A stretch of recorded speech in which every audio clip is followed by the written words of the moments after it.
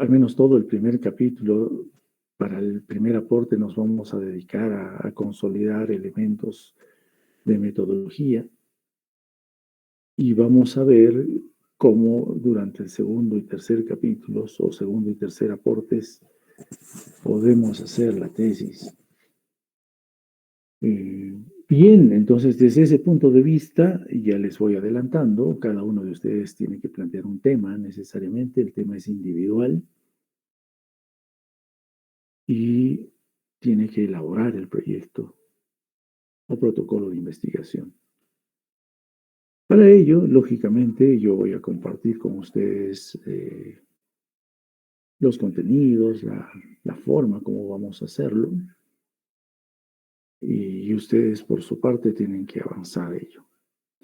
Bien, para esta reunión he preparado, a ver,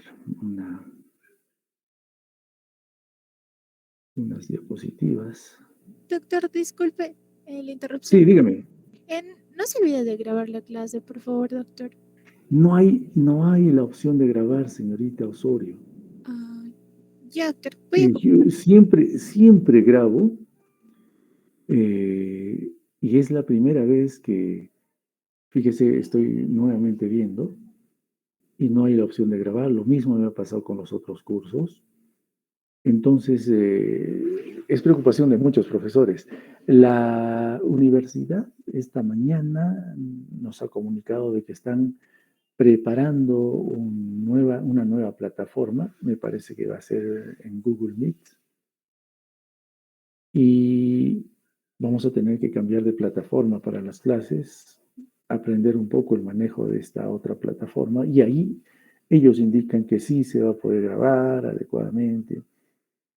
Eh, entonces, no lo he descuidado, pero eh, pues mientras no tengamos esas herramientas, no voy a poder grabar. Sin embargo, lo que vamos a conversar hoy, en realidad, claro, podría estar grabado, pero no es, digamos, trascendente el contenido como para, por ejemplo, de todo lo que voy a hablar hoy día, no va a entrar nada en el examen, pero sí son elementos que les va a ayudar a comprender el por qué, para qué vamos a hacer un trabajo de investigación, ¿no? Ese es el tema. Ahora, usualmente es verdad, la explicación tiene mucha más validez que las diapositivas, porque en las diapositivas, como verán, hay unas cuantas letras y eso es todo. Pero lo que hablo por cada una de ellas, eh, ahí creo viene el valor, porque hay mucho más información en lo que explico que en lo que escribo. Entonces, veremos en cuanto tengamos esas herramientas para poder compartirles más material. Bien, hecha esta aclaración, vamos a conversar. A ver.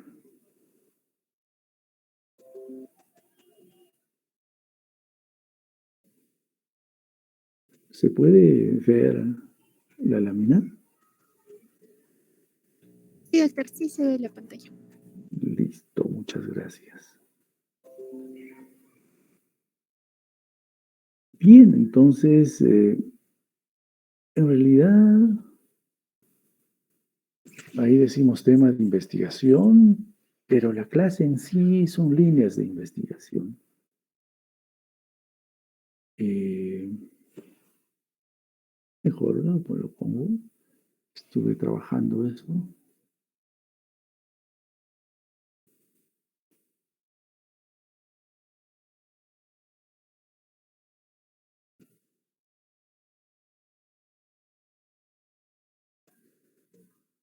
Bien.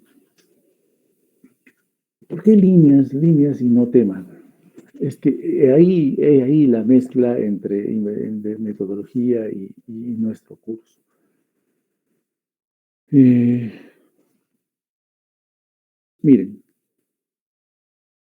definitivamente La tesis universitaria es producto de un proceso de investigación. El proceso de investigación y la generación de la tesis tiene un componente de enseñanza-aprendizaje importante.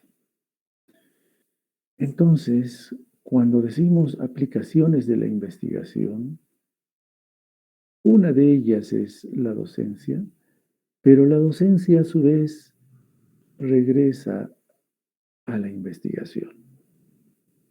Por consiguiente, estas aplicaciones que podríamos darle a la investigación, que son múltiples,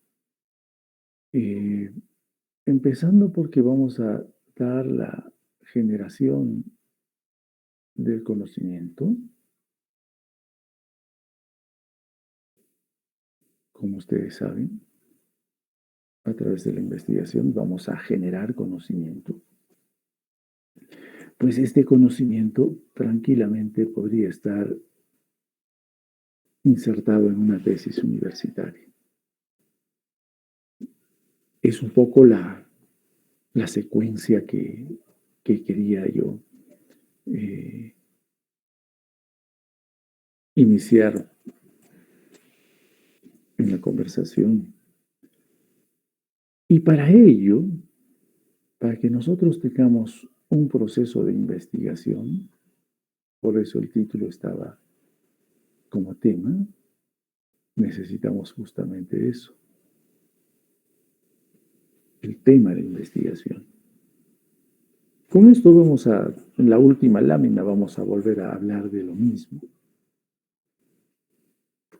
Pero ¿qué significa eso? Significa que cada uno de ustedes, me imagino, honestamente no sé cómo han llevado el curso de metodología, pero se supone que cada uno ha hecho un trabajo de investigación, o por lo menos ha tenido un tema, o la verdad no sé qué han desarrollado individualmente o colectivamente. Pero en todo caso, la idea es tener un tema de investigación. ¿Qué piensan investigar cada uno de ustedes? ¿Cuál va a ser su tesis? ¿Sobre qué va a hacer su tesis? ¿Qué pretenden investigar? Esa es la pregunta. Entonces, para ello, en la conversación de hoy, les quiero compartir un panorama general de en medicina, en qué elementos nos movemos para poder investigar. Entonces, desde ese punto de vista, si nosotros estamos hablando del conocimiento, ¿no? El conocimiento no solamente se aplica en la tesis, sino también se aplica en la vida cotidiana, ¿no? Y de alguna manera, esto genera algunos cambios. Les voy a poner algunos ejemplos históricos, como este, por ejemplo, que no tiene nada que ver con medicina. Ustedes dirán, y bueno, finalmente, ¿qué me importa? Ni siquiera es del Perú. Está bien. Simplemente que pongo un ejemplo a través del cual, debido a conocimientos, se hicieron grandes cambios, incluso un cambio monárquico, solo por conocimientos durante periodos importantes de la historia de la humanidad. Y el conocimiento, lógicamente, se tuvo que generar a través de un proceso de aprendizaje, que es lo que también vamos a ver ahora. Y este aprendizaje posteriormente se ha complejizado para buscar el contenido del aprendizaje a través de la investigación. Por consiguiente, decíamos en la primera lámina, la docencia. Enseño a investigar, pero a su vez me han enseñado a investigar. Y si sigo enseñando, sigo aprendiendo también. Por consiguiente, el hecho de que ustedes van a empezar, en primer lugar, a tener su tema de investigación, Y a partir de este tema de investigación van a hacer la propuesta de la investigación. Ya están en un proceso de aprendizaje y de aplicación del aprendizaje. De tal manera que ese aprendizaje, tanto a ustedes como al producto de vuestra investigación, va a generar un nuevo conocimiento, nuevo conocimiento. Eso es lo que pretendemos, en todo caso, a través de la investigación. Y en los temas que ustedes planteen, que ahora sí deben tener mucha más claridad, están casi terminando la carrera, entonces deben tener muy claramente definido las experiencias que han tenido durante nuestro paso por la facultad, las experiencias que han tenido en las distintas especialidades, las experiencias que han tenido en sus distintas rotaciones hospitalarias, las experiencias que han tenido con los diferentes tutores médicos que los han acompañado, o no médicos también, tienen un panorama mucho más claro.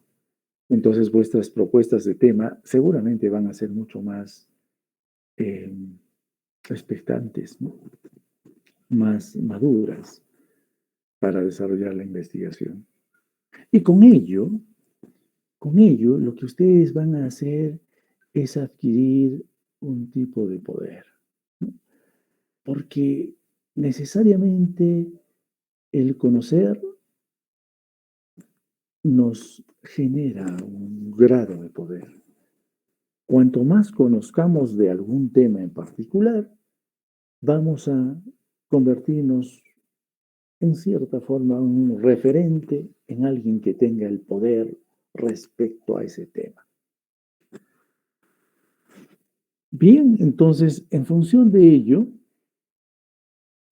a lo largo de la historia de la humanidad y de la historia de la medicina, esto siempre van a ver que en muchos de mis comentarios hago alusión a la historia porque, como siempre comento, el saber de dónde provienen las cosas siempre nos ayuda a entender de mejor manera por qué hacemos lo que hacemos o por qué utilizamos lo que utilizamos. Desde esa perspectiva, pues desde años,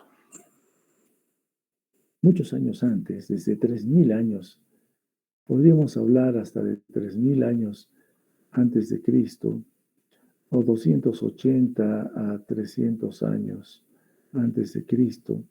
Aquí estaríamos hablando de los egipcios, aquí estaríamos hablando de los griegos, básicamente de Hipócrates.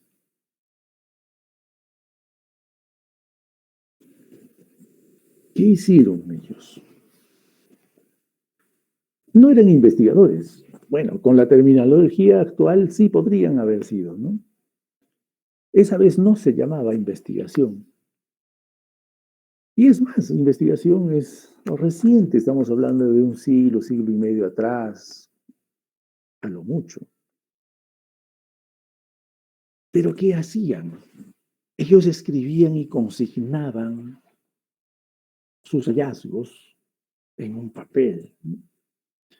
Entonces, de ahí surgen estas líneas de investigación en medicina, que es motivo de nuestra conversación de hoy, ¿no? Y surge lo que llamamos como medicina descriptiva. Una primera línea. La pongo en primer lugar porque es la más antigua, ¿no? Pero posteriormente hay una complejización de estas descripciones y pasamos a la clínica, luego pasamos a la microscopía, luego pasamos a lo molecular, luego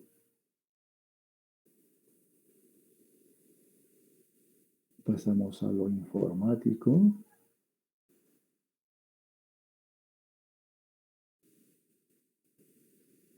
luego pasamos a la genética nuevamente,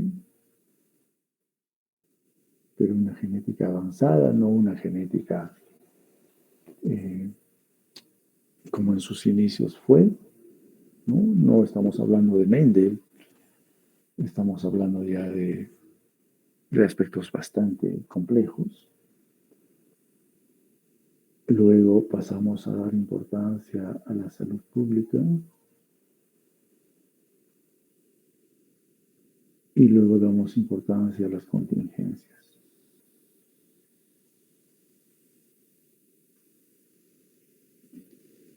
Entonces, ahí tendríamos 8 líneas de trabajo, 8 líneas dentro de las cuales necesariamente vamos a estar en la investigación que yo pueda hacer.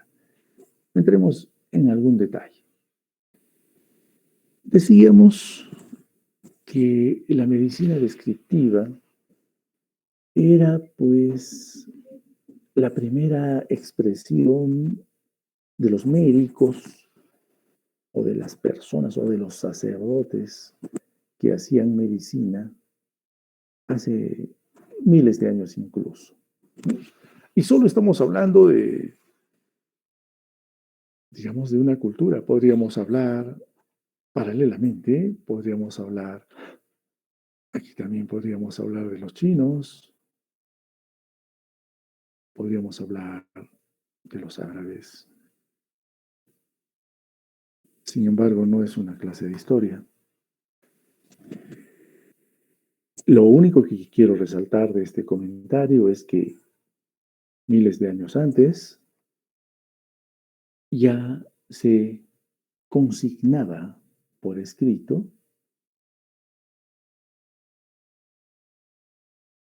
los hallazgos relacionados a, al mal estado de salud de una persona, al enfermo. La fiebre, los vómitos. Inicialmente, pues era estrictamente signo-sintomatología, ¿no? No era un diagnóstico como el que hacemos ahora, pero el hecho de que una persona vomite, el hecho de que una persona tenga fiebre, el hecho de que una persona tenga ictericia, el hecho de que una persona tenga una fractura ósea, etcétera, ya era motivo de escribirlo. Y nada más. Eso era todo, ¿no?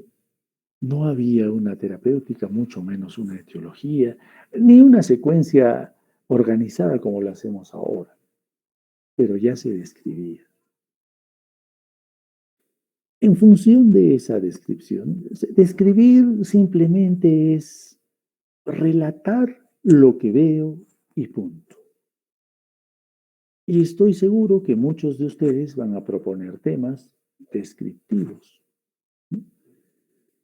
Que es un tipo de estudio de investigación que está dentro del diseño de observación, observacional, como se acordarán.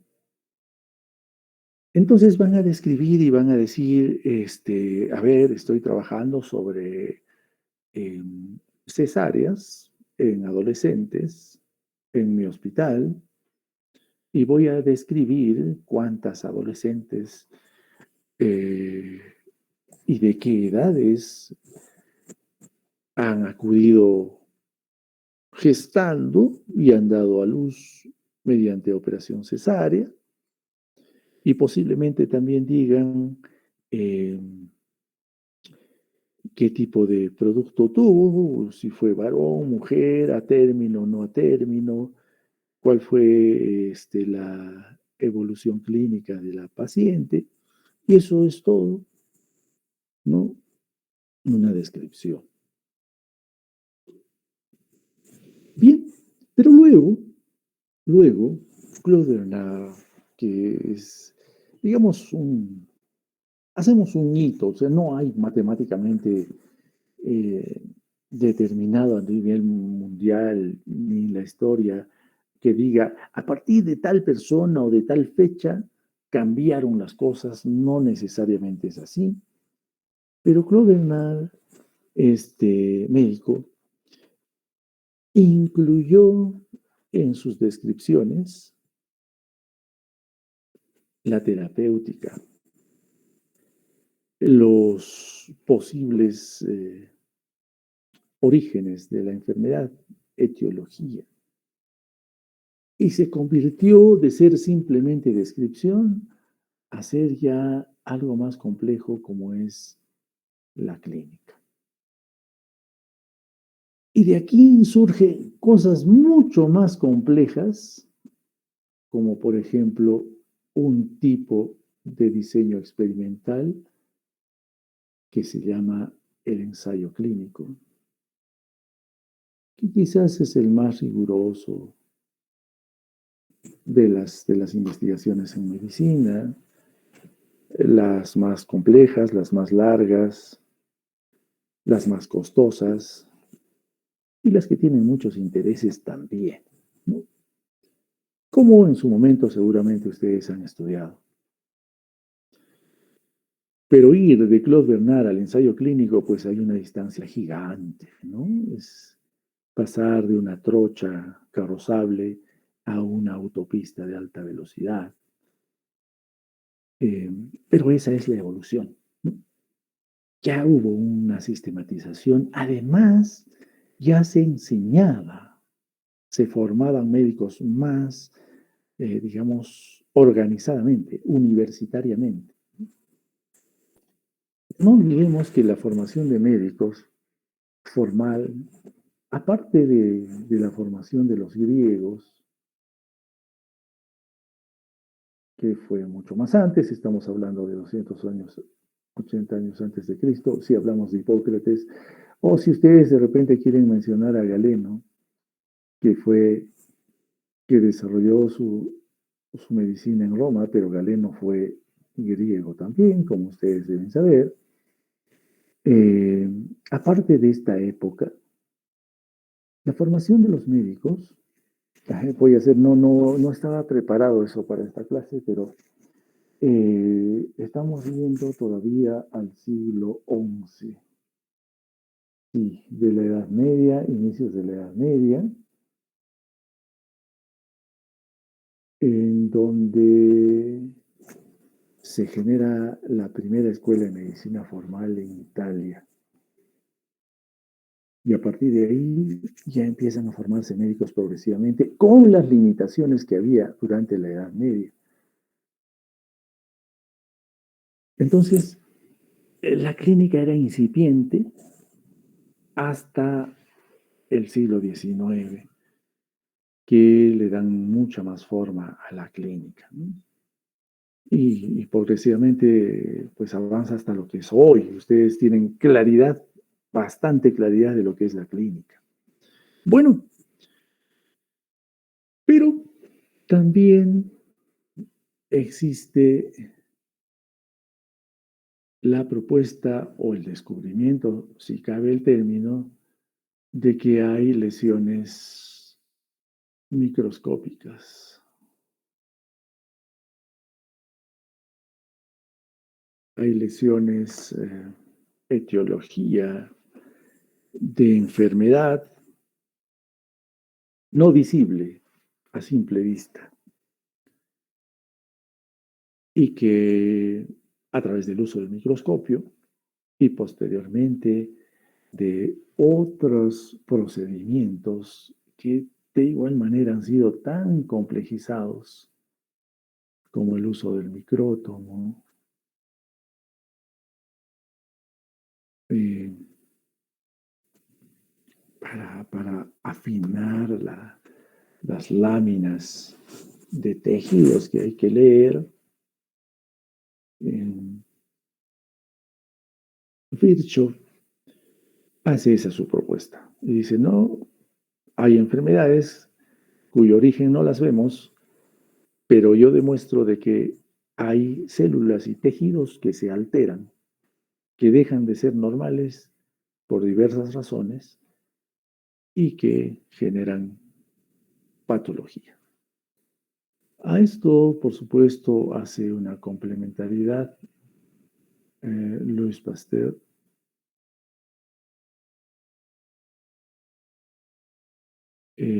básicamente viendo la parte bacteriana, ¿no? Que no es necesariamente anatomía patológica, pero sí es microscópica. Entonces, ahí nos surge otra línea de trabajo en medicina, el aspecto de la anatomía patológica para investigación. Y si ponemos esta propuesta de Paracelso, es mucho más antigua, como ustedes deben saber. Paracelso es todavía del siglo XV, mucho más antes, evidentemente. Es con la única intención de que recordemos que si no entendemos cómo se origina, de dónde provienen las cosas, eh, vamos a tener un entendimiento limitado. Dicho de otra manera, conociendo el origen de las cosas, voy a tener un mejor conocimiento de lo que estoy estudiando. Bueno, entonces esta es, digamos, una tercera línea de investigación en medicina. Posteriormente, el siglo pasado, como todos tienen conocimiento, la descripción de la doble hélice del ADN hecha por Watson Crick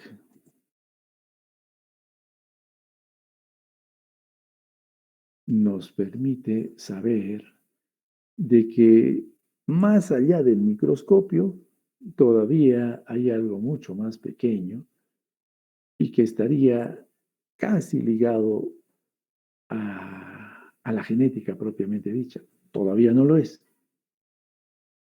Entonces esto nos abre las puertas de otro tipo de investigación, como dijimos hace un momento, estamos ya en la investigación molecular,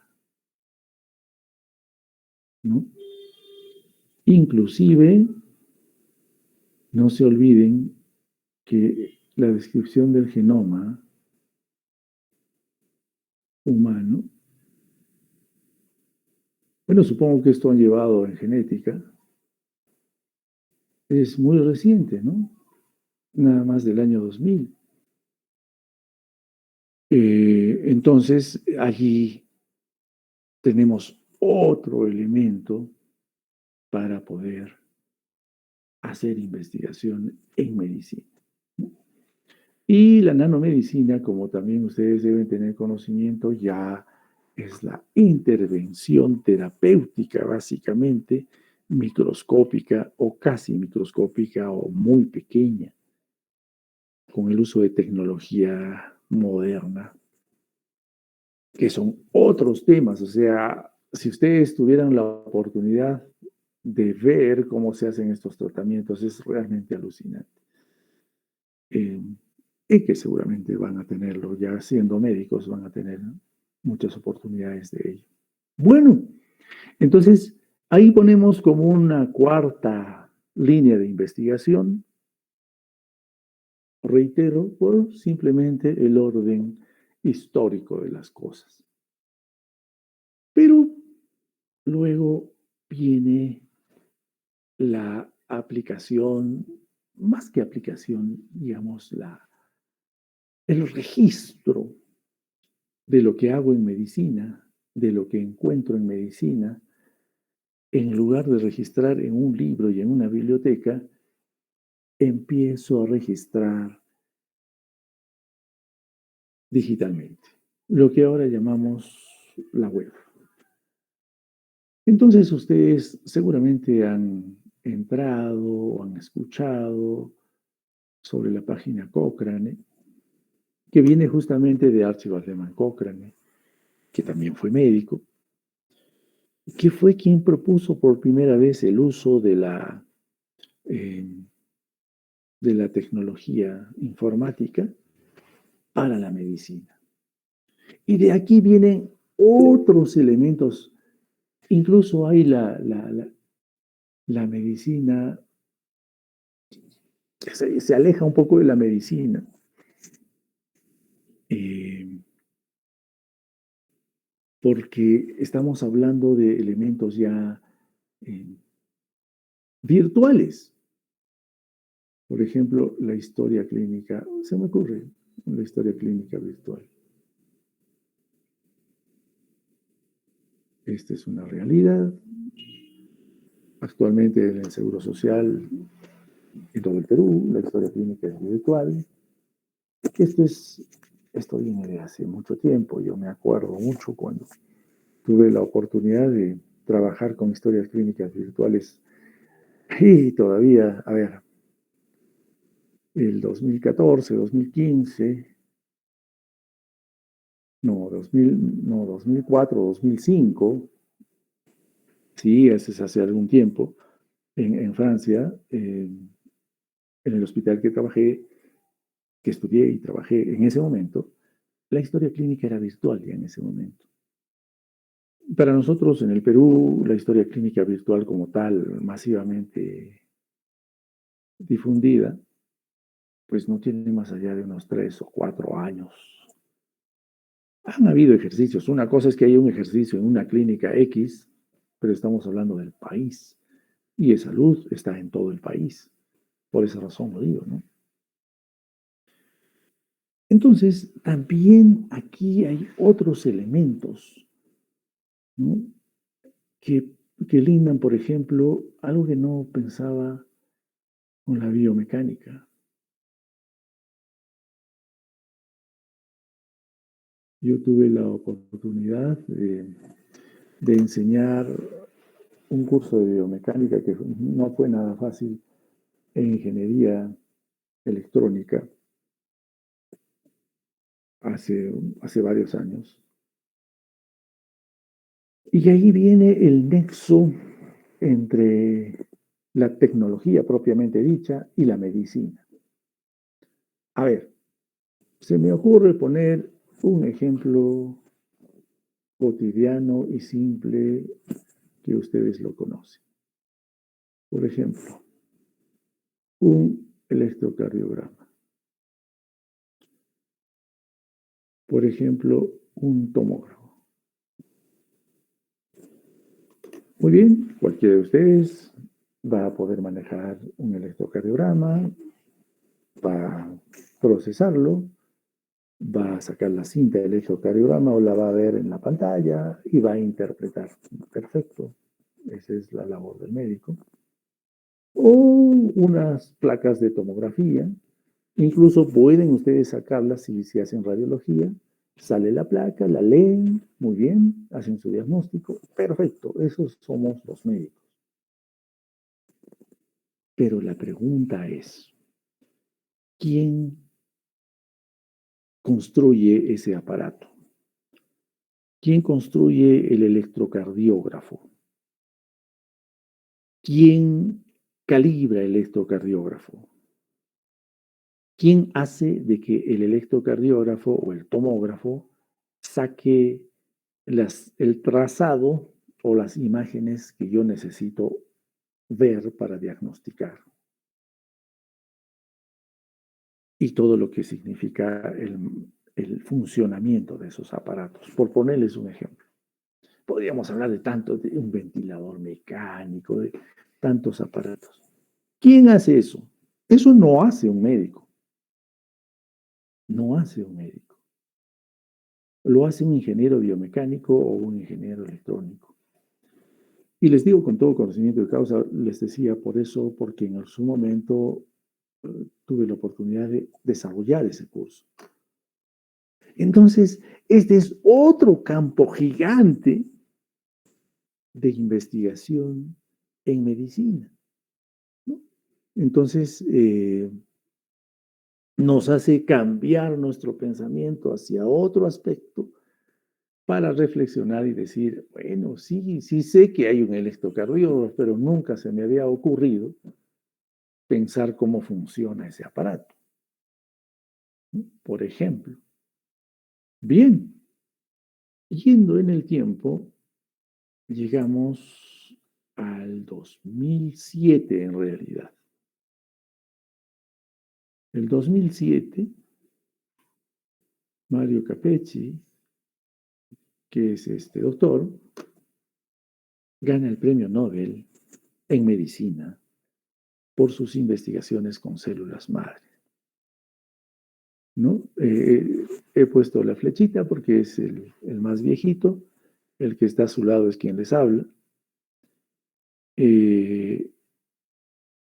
Entonces, a partir de ese momento, se abre otro campo gigantesco de investigación. Antes de esto ya había la oveja Dolly y todo ello, pero ahora la perspectiva de las células madre, como ustedes deben conocer mejor que yo, ya es una perspectiva no solamente terapéutica, sino también preventiva. ¿Cómo evitar de que un futuro ser humano que tiene altas probabilidades de tener una carga genética patológica ya no la tenga, por ejemplo? Es un aspecto preventivo. Entonces, esta línea de investigación con células madre es una línea que es muy costosa, altamente compleja y que necesita de laboratorios muy sofisticados, ¿no? Que, por supuesto, eso no significa que ustedes no vayan a trabajar en ello. Es poco probable que lo hagan para el curso y en un semestre, pero a los que les interesa la investigación, posiblemente en un futuro podrían trabajar en esto. Eso ya dependerá de ustedes.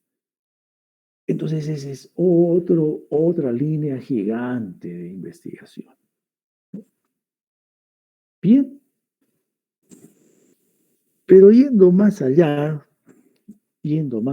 de la descripción, de la clínica, de la microscopía, de la anatomía patológica, de la genética, que son temas que nos apasionan en general a los médicos, hay otros aspectos que también nos llaman la atención y que son de interés médico y de los profesionales de la salud en general, y que tienen que ver con el funcionamiento de donde yo trabajo. Este es todo un contexto, ¿no?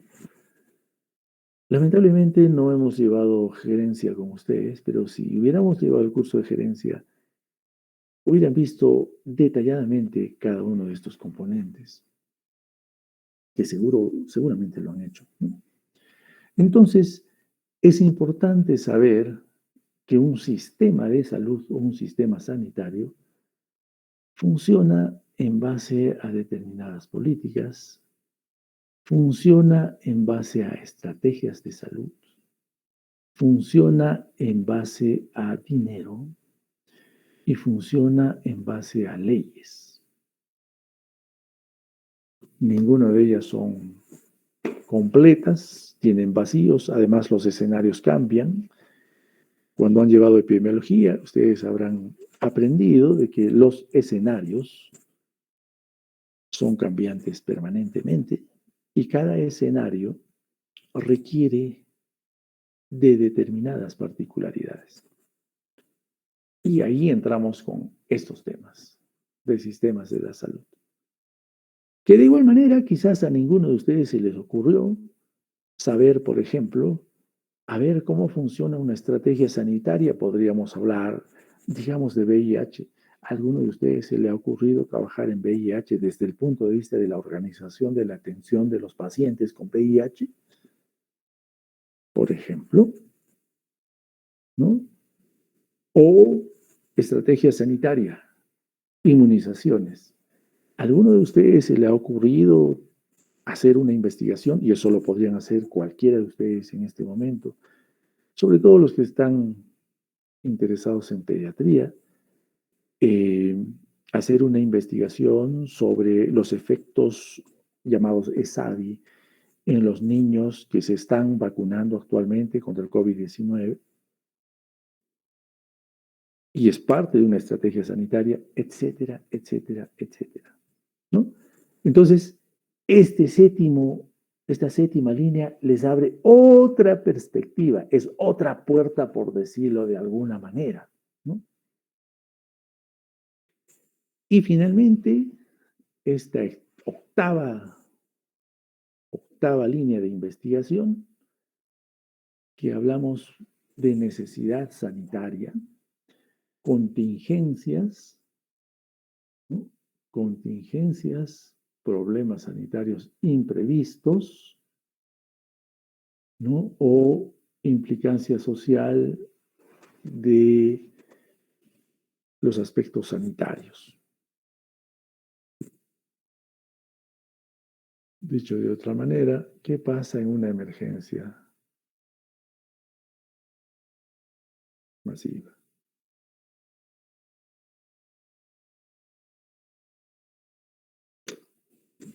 Un buen ejemplo es lo que ha sucedido con COVID-19, una contingencia, una mega contingencia que ha puesto a todo el mundo, literalmente, de cabeza. Y que todos hemos reaccionado a diversa velocidad, de forma parecida, tratando de solucionar el problema que se ha presentado. Esa es una contingencia, pero en este caso es pues una mega contingencia, ¿no? Hablemos de algo más circunscrito, ¿no? Por ejemplo, ahí está, algo actual. Este famoso derrame de petróleo en nuestra costa peruana. En este momento es una contingencia sanitaria al margen de las otras implicancias. A nosotros como médicos nos interesa qué va a pasar con la salud de las personas que están allí. Ese es nuestro interés y ahí yo me dedicaría a investigar. Y es una contingencia. Y en este momento ustedes están viendo, somos testigos, esto es totalmente actual. Pareciera que no saben qué hacer. Todo el mundo dice, sí, no, haz, no hagas. Conforme pasan los días, lógicamente hay mayor claridad porque también hay mayor participación, no solamente de expertos nacionales, sino principalmente de expertos internacionales. Pero, ¿qué mejor ejemplo para una contingencia sanitaria? Si estuviéramos allí, viviéramos en ese escenario, seguramente que a alguno de ustedes se le ocurriría hacer una investigación al respecto, ¿no? Bien, entonces, fíjense, jóvenes, estas 8 líneas de investigación, que no las van a encontrar en ningún libro, porque esto es producto netamente de la experiencia y de todos los años que tengo enseñando y involucrado en la investigación en medicina, que les abre varias perspectivas, varias miradas, unas más cercanas, otras más lejanas, pero cuando hacemos nuestro curso no hablamos pues de lo inmediato.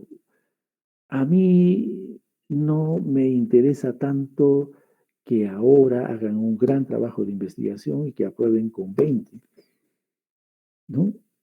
A ustedes seguramente sí les interesa aprobar el curso y presentar el proyecto que puedan presentar, pero a muchos de ustedes, como a quien les habla, lo que nos interesa es qué va a pasar después con ustedes. Siempre pensemos en el impacto, no en el resultado. Entonces, de acá 3 años, 5 años, 10 años, seguramente muchos de ustedes van a tener grandes publicaciones en revistas de renombre internacional o posiblemente van a trabajar en lugares de difícil acceso por la complejidad, etcétera, en el Perú, en el extranjero. A eso tenemos que apuntar. Bueno, entonces, hecho este panorama gigantesco de qué aspectos podría yo tomar en cuenta para mi investigación y cuáles existen en términos generales, pues regresamos a que estoy en el curso de tesis, ¿no? Entonces, la investigación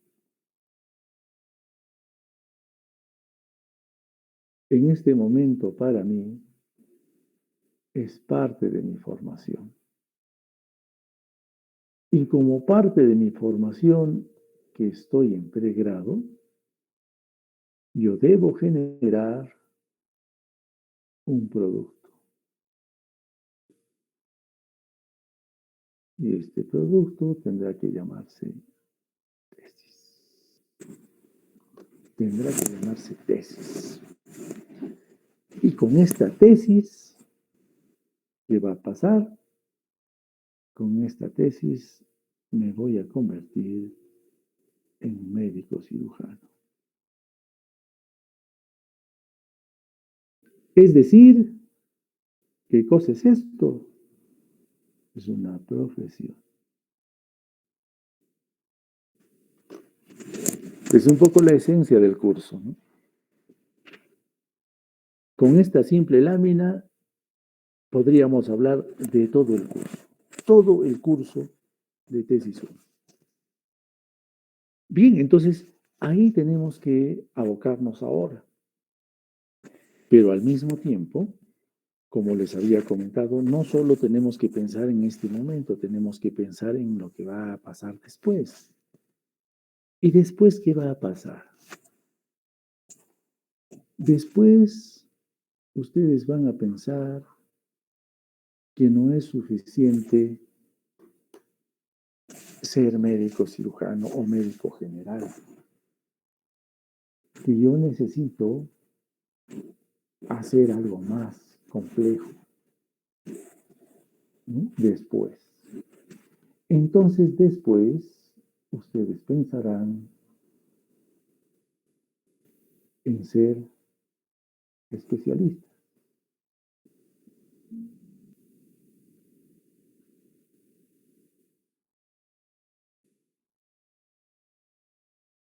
¿No? A través del residentado.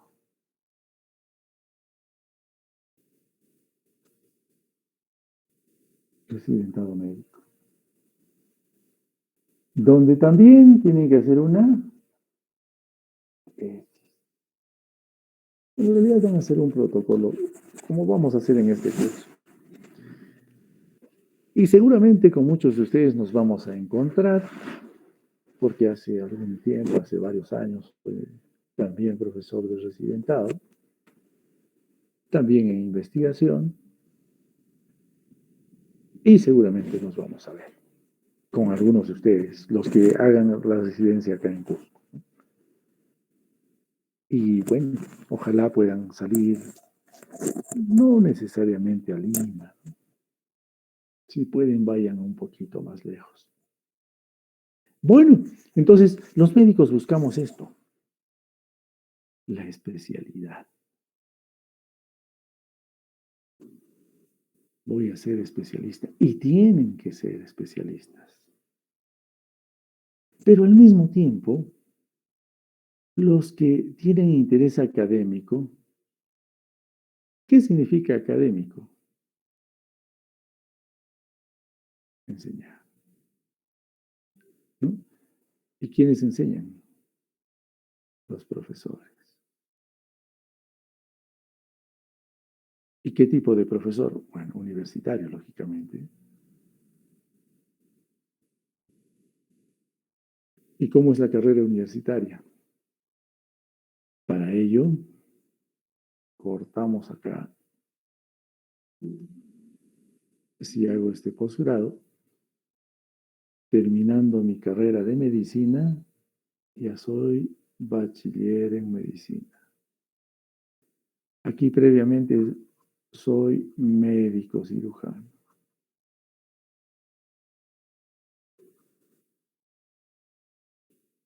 Aquí soy bachiller en medicina. Pero luego de bachiller, si yo voy a hacer mi perfeccionamiento académico porque quiero enseñar, voy a hacer una maestría.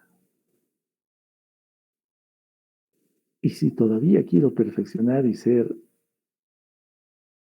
experto en generación del conocimiento y entendimiento del conocimiento, voy a hacer un doctorado. Si alguno de ustedes quiere aún profundizar más, hará su PhD, ¿no? Entonces, imagínense. Y para esto, también tengo que hacer una tesis. O varias tesis, ¿no? Por grado, por cada grado una tesis, evidentemente. Entonces, fíjense la implicancia de hacer investigación con distintas finalidades, ¿no? Como mostrábamos en la lámina anterior, ahora estamos enfocándonos al pregrado, todos ustedes están apuntando su mirada primero a ser bachilleres y luego a ser médicos cirujanos. Después se van a dividir. Muchos o la mayoría, bueno, me imagino que todos se van a orientar a hacer la especialidad y harán las especialidades que todos ustedes estarán pensando en hacer su especialidad. A los que les guste la docencia, entonces, paralelamente o posteriormente o antes, harán su perfeccionamiento académico, como lo hemos hecho muchos, ¿no? Y nuevamente ahí nos hace recordar de que el médico pues se pasa la vida entera estudiando. Bien, entonces, dicho todo esto, que es el soporte, el sustento de la investigación, y estoy pretendiendo darle sustento a nuestro curso también, pues vamos a poder aplicar nuestros conocimientos de investigación a distintas circunstancias. Aquí, por ejemplo, solamente veo una fotografía que parece reciente, pero en realidad es una foto de hace muchos años, del 2004, 2005, cuando se presentó la epidemia del síndrome respiratorio agudo, el SARS, solo SARS. Lo pongo ahí no solamente porque es un recuerdo que nos hace pensar en un trabajo que hicimos aquella vez en Asia, justamente en ello, y posteriormente el trabajo con la gripe aviar, eh, y que de solo mirar diría, ¿y por qué están así? Yo tendría que hacer alguna investigación o a lo que ahora nos pasa, ¿no? A lo que todavía nos genera un problema de salud y por algún tiempo nos seguirá generando problemas, que también hay mucho que hacer ahí. Bien, entonces voy a permitirme recordarles, dado que van a convertirse o ya se están convirtiendo en investigadores, al menos en este curso, deben recordar que deben cumplir algunos requisitos para desarrollar adecuadamente su tema de investigación, que es lo que vamos a hacer ahora, ¿no? Realmente se ha complejizado nuestro curso porque vamos a hacer más de lo que pensábamos hacer. Desde ese punto de vista, ¿no? Hay cualidades personales del investigador. Debo ser una persona ética, eso es fundamental. Y tenemos 2 o 3 clases de ética porque corresponden a este curso. Vamos a hablar de ética en investigación, por supuesto, ética en investigación. En este momento ya estarán haciendo funcionar su capacidad de abstracción para más o menos darse cuenta, identificar qué pueden investigar. Paralelamente, tienen que hacer volar un poco su imaginación y cuando decidan tener esa ese tema de investigación, pues no les queda otra que ser constantes y ser responsables para que salga bien hecha primero vuestro protocolo de investigación y luego la investigación desarrollada como tal. Estas son algunas de las cualidades del investigador, que iremos abundando algunas más a lo largo del curso, pero también necesitamos tener conocimientos, ¿no? ¿Qué pretendo con mi investigación? ¿Dónde voy a buscar los datos que necesito para investigar? ¿En qué escenario, en qué medio voy a moverme para desarrollar la investigación? ¿Y qué métodos voy a utilizar? Para eso está el curso.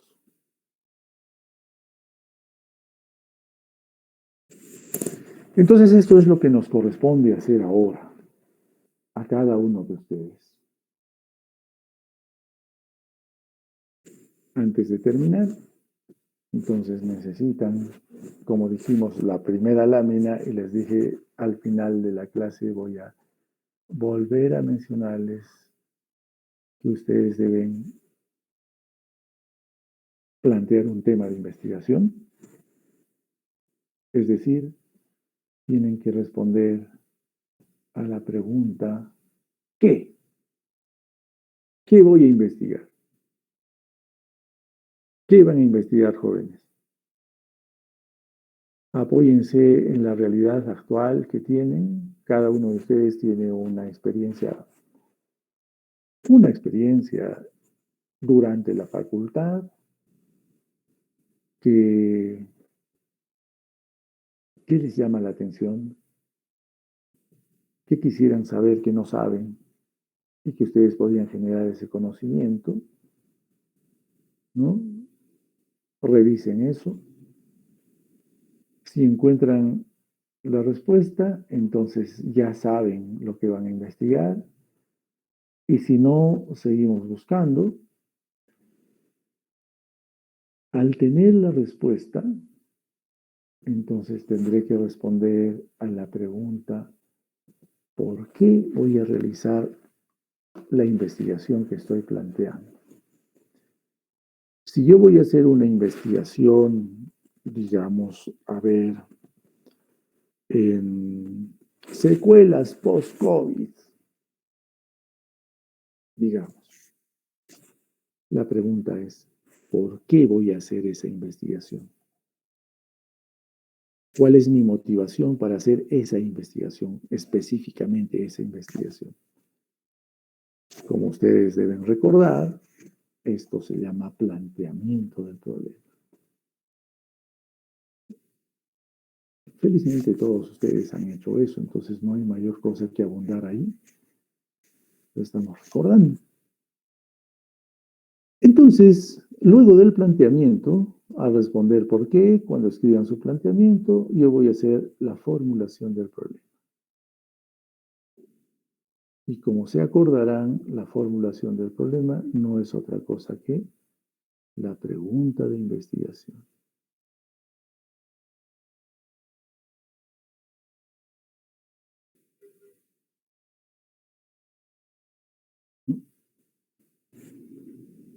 Ya estas cosas ya las saben, pero estamos recordándolas.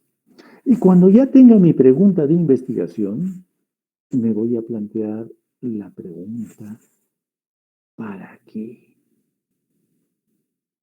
¿Y para qué hago esta investigación? En otras palabras, ¿cuál es la importancia de mi tema? Es decir, voy a escribir la justificación, que también ya saben ustedes en qué consiste. Bien, entonces esa es la secuencia. No es complicado, pero sí es laborioso. Por consiguiente, una vez que termine de hacer mi investigación, o en este caso la tesis, la tesis universitaria, lo ideal es que todos los conocimientos que yo haya adquirido y los que voy a generar me permitan ejercer el arte de la medicina. Finalmente termina en eso, ¿no? Termina en que todo conocimiento debe tener alguna aplicabilidad en mi vida profesional. Bien,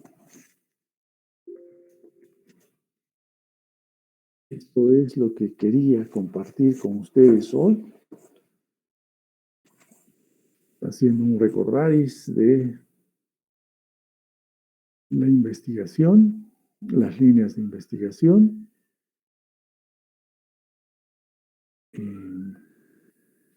Pasaríamos a los comentarios vuestros, preguntas, acotaciones. Los escucho, jóvenes.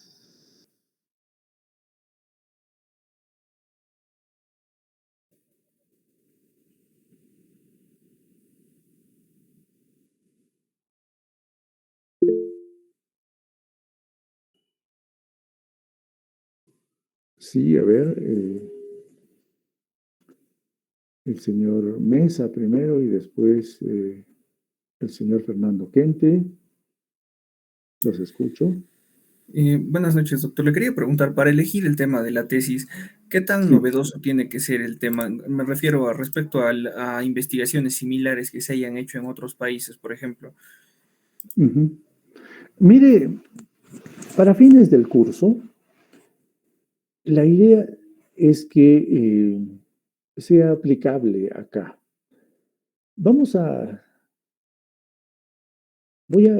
Estoy preparando otra exposición en la cual hay algunos requisitos que tomar en cuenta en la investigación. La idea es, reitero, de que sea aplicable. De todas maneras, cuando ustedes hagan su marco teórico, como ya conocen, van a tener que buscar antecedentes y en esos antecedentes van a tener que identificar investigaciones de otros lados, principalmente investigaciones internacionales, ¿no? Entonces, no se trata tanto de copiar exactamente lo que se hizo en otro lado, sino más bien de ¿para qué serviría si hago esa investigación aquí? ¿Qué utilidad va a tener? Esa es mi perspectiva, señor Joaquín. Gracias, doctor. Con mucho gusto. El señor Kente. Doctor, yo quería preguntar, ¿cómo podemos saber de que la investigación que estamos realizando no ha sido investigada ya o está siendo investigada? O sea, independientemente, claro, de lo que tenemos que buscar los antecedentes, muchas Claro, veces se suele omitir, no se suele buscar bien y muchas veces se repite la... claro. En su caso, en vuestro caso, diría yo, lo que tienen que ver es si la investigación que están planteando no se ha hecho en nuestra universidad. Y para eso tienen que entrar al repositorio de la universidad. Ahí está la relación de todas las tesis que se han hecho, ¿no? Ahora, si alguna de ellas en este momento está en ejecución, eso ya es un poco más difícil de saber, ¿no? Ahora, yo tengo mi base de datos de lo que plantearon todos los estudiantes de medicina, los diversos temas que hay. También voy a cruzar con ello y si eventualmente alguno está duplicando ese tema, le voy a decir, ¿sabe qué? Este tema lo ha hecho tal persona o la planteó tal persona, comuníquese con él y verán si es que realmente hay duplicidad o no. Pero para fines de la universidad, todos ustedes tendrían que revisar al buscar los antecedentes el repositorio de nuestra universidad y verificar de que no hay un tema exactamente como el que estarían planteando. ¿Sí? Gracias, doctor. De nada. ¿Algún comentario más? Sí, señorita Valenzuela. Doctor, buenas noches. Doctor, mi pregunta es más que todo en cuanto al tema de COVID, que sería un tema más moderno, ¿no? Que se podría investigar. ¿Cuál sería la facilidad que habría en nuestra universidad o en el departamento del Cusco en cuanto a la información que puede haber, si fuera factible hacer eso? Porque hay muy poca investigación aún, ¿no? Así es. Eso va a depender, señorita Valenzuela, de cuál es el tema que usted quiere. Bueno, el tema es COVID, pero cuál es exactamente el objetivo de su investigación, ¿no? Para, de acuerdo a eso, en lo que yo conozco, decirle si es que existe o no existe la información que usted necesita, ¿no? La idea sería que madure un poco ese tema y tenga usted claridad qué es lo que quiere lograr. Para, de acuerdo a eso, yo le podría orientar si hay o no hay información, porque de haber información, hay información, pero no hay toda la información, ¿no? Por ejemplo, de las complicaciones post-COVID, no hay una información sistematizada. Y que yo sepa, no, nadie ha hecho eso, ¿no? Entonces, de eso no hay información. Pero del resto, por ejemplo, hospitalizados, fallecidos, edades, sexo, los que estuvieron en hospitalización simplemente o en cuidados intensivos, esas cosas sí hay, ¿no? Ok, doctor, muchísimas gracias. De nada. ¿Alguien más?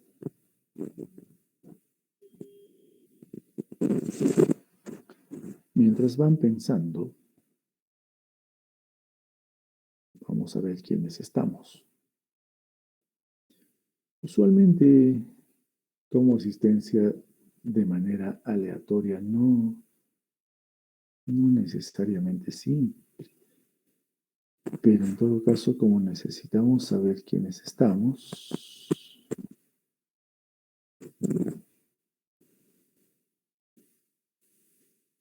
a ver, está o Rubén Abarca. Sí, doctor. Señor. Doctor, buenas noches. Buenas noches. Daniel Arenas.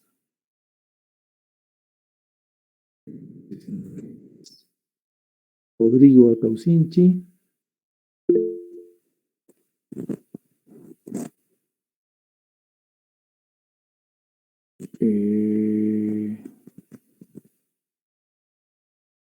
El señor Castillo ha respondido, pero estaba llamando al señor Rodrigo Ataucinchi. No está. La señorita Alejandra Vaca. Presente, ¿Quién doctor. Buenas noches. es? Marisol Bautista. Presente, doctor. Buenas noches. Bueno, es la Beltrán. Presente, doctor. Buenas noches. Cáceres. Presente, doctor. Buenas noches. Diego Javier Cáceres. Presente, doctor. Buenas noches. Doctor, disculpe, mi audio estaba fallando, por favor. Si me puede conseguir. ¿Perdón? Señora Ataucinchi Álvarez, doctor. Ya, cuando falle así, al final de tomar la clase, la lista, siempre voy a volver a preguntar. Ya corregí, señor. Ya. Señorita Maite Cali. Presente, doctor. Buenas noches. Buenas noches. Miriam Cayer. Presente, doctor. Buenas noches. Karen Camacho. Presente, doctor. Buenas noches. Buenas noches. Nairut Carrión. Presente, doctor. Buenas noches. Buenas noches. El señor Castillo está presente. Miguel Chile. Presente, doctor. Buenas noches. Buenas noches. Diana Choque. Presente, doctor. Buenas noches. Buenas noches. Diana Patricia Chura. Presente, doctor. Buenas noches.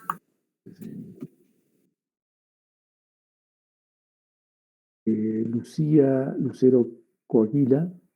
Presente, doctor. Buenas noches. Buenas noches. Sara Condori. Sara Diana. Presente, doctor. Buenas noches. Deyanira Córdoba.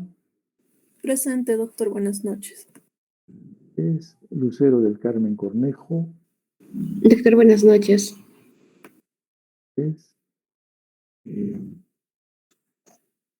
Eloísa Cuba. Presente, doctor. Buenas noches. Buenas noches, señorita. Benjamín Dávalos. Presente, doctor. Buenas noches. Buenas noches. León del Pozo. Doctor, buenas noches. Presente. Ingrid. Presente, doctor. Buenas noches. Buenas noches. Fiorella Farfán. Presente, doctor. Buenas noches. Buenas noches. Día de Los Ángeles Herrera. Presente, doctor. Buenas noches. Buenas noches. Heidi Woman. Presente, doctor. Buenas noches. Buenas noches. Grecia Inca. Presente, doctor. Buenas noches. Buenas noches. Alessandra Luna. Presente, doctor. Buenas noches. Buenas noches. Abel Alejandro Marocho. Buenas noches, doctor. Presente. Buenas noches, Abel. Carol Meléndez. Presente, doctor. Buenas noches. Gabriela Mendieta. Presente, doctor. Buenas noches. Luis Manuel Mendoza. Presente, doctor. Buenas noches. Buenas noches. Presente. Mariana Cristel Molina. Presente, doctor. Buenas noches. David Morales. Presente, doctor. Buenas noches. Buenas noches. Frank Olmos. Presente, doctor. Buenas noches. Rodrigo Orozco. Presente, doctor. Buenas noches. Buenas noches. La señorita Osorio, nuestra delegada, está presente. Presente, doctor. Bien. Carol Paguada. Presente, doctor. Buenas noches.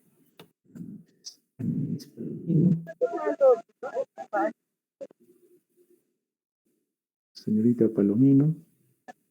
Presente, doctor. Buenas noches. Renato Paniura. Presente, doctor. Buenas noches. Ana Gabriela Quintanilla. Presente, doctor. Buenas noches. Señor Rubén Joaquín Quirós. Presente, doctor. Buenas noches. Rocío Ramírez. Presente, doctor. Buenas noches.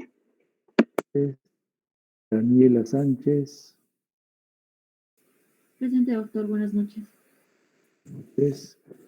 Stephanie Saona. Doctor, buenas noches. Presente. José Carlos Serrano. Presente, doctor. Buenas noches. Yulisa Subelete.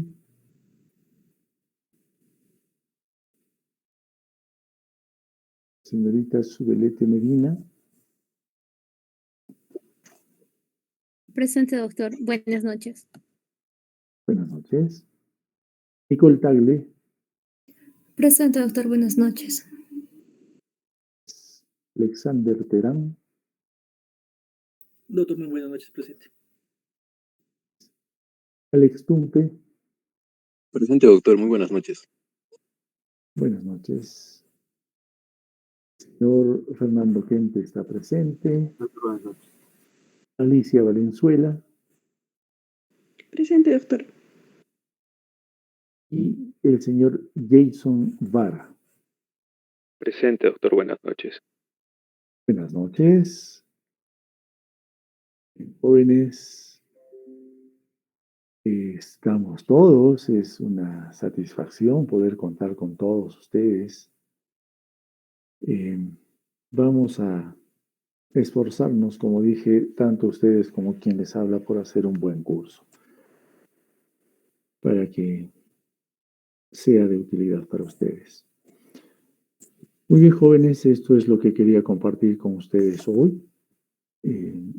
Nos encontramos en nuestra siguiente clase del jueves.